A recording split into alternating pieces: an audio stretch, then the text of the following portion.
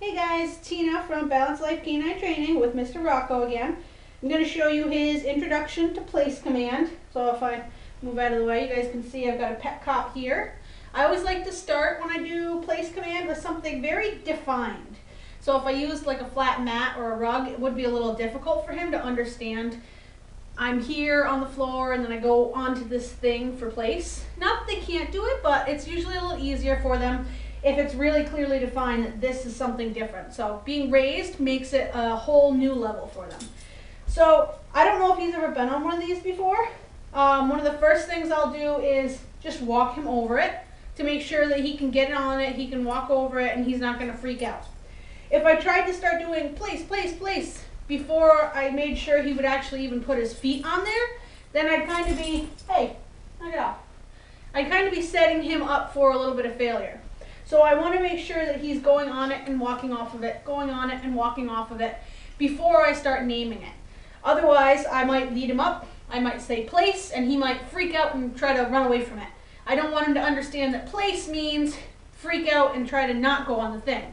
So I want to make sure he's doing it first. Pepper, your mat is over there. Go. Rocco. So gentle leash pressure, same exact idea as we were doing with the crate. As soon as he moves forward, I'll relax it a little bit. Good boy, there you go. Nice job, buddy. So we'll make sure that he can go on it. Let's go. And come off of it. Good job. You're a brave man. I'll do the same thing again. Pressure. Relax it when he comes forward. Good boy. Nice job. Okay, let's go. Good boy. So now we're going to start naming it.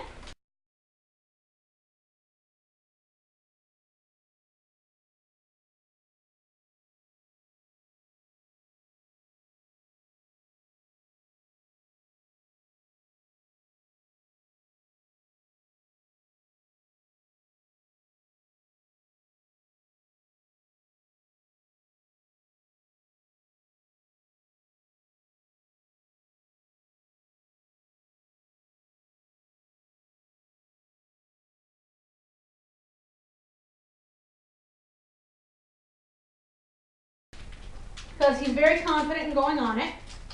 Rocco, place. Good. And I'm going to tell him good as soon as he gets all 4 feet on there.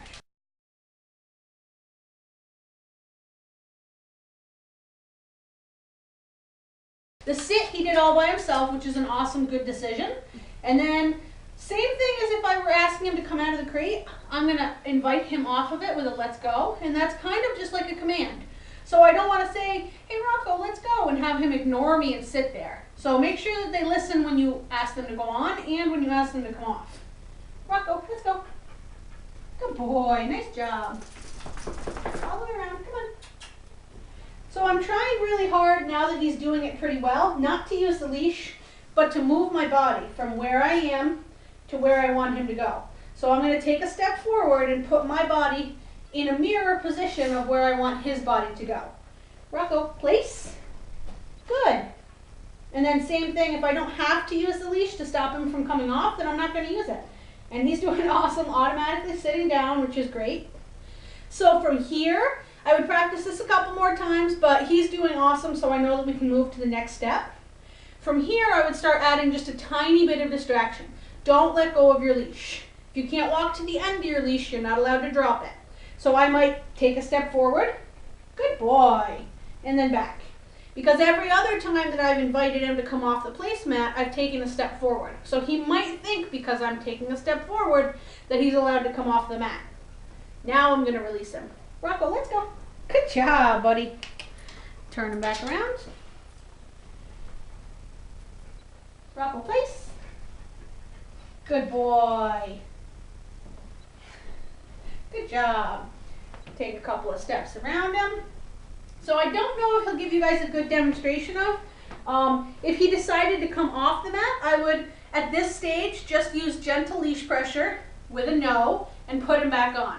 As he got better and better at place, then it would go from gentle leash pressure to a quick pop, no, and then go back on. So when he's first learning it, it's just going to be guiding pressure.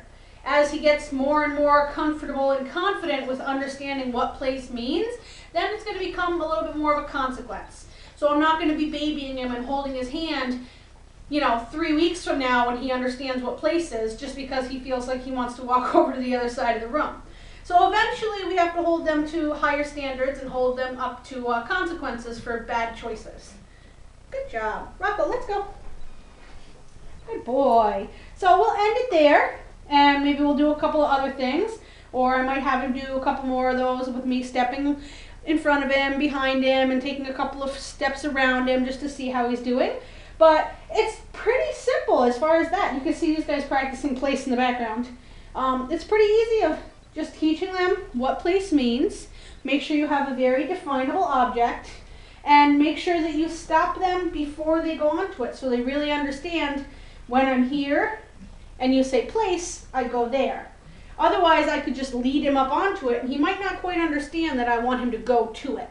So that'll be huge for later on in training when I want to send him over to place. I won't have to walk with him all the way over to there.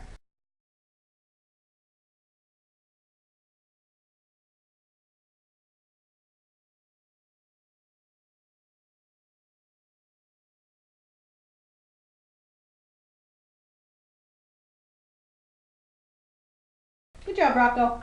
Let's go.